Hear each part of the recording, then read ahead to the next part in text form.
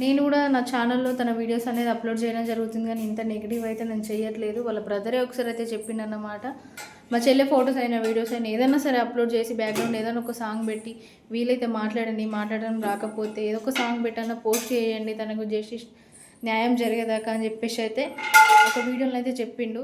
మీరు చూడండి, రంజిత్ అనే యూట్యూబ్ ఛానల్ ఉంటుంది. అంతేగాని ఇక సబ్స్క్రైబర్స్ కోసం వ్యూస్ కోసం అని చెప్పి ఫేక్గా వీడియోస్ అయితే పెట్టకండి. ఆ వీడియోస్ చూసి వాళ్ళు ఇంకా బాధపడుతున్నారు.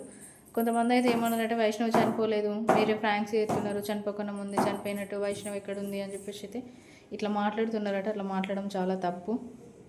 సో ఓకేనా, ఏదైనా సరే తెలుసుకొని మాట్లాడండి, తెలక మాట్లాడకండి.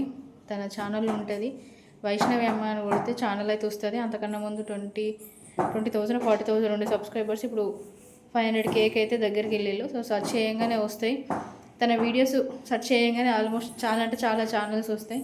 చాలామంది వాళ్ళకి తోచినట్టు వీడియోస్ అయితే షేర్ చేస్తున్నారు, అప్లోడ్ చేస్తున్నారు. మీరు కూడా అంతే చేయండి, కానీ నెగిటివ్ అయితే చేయకండి. ఓకేనా.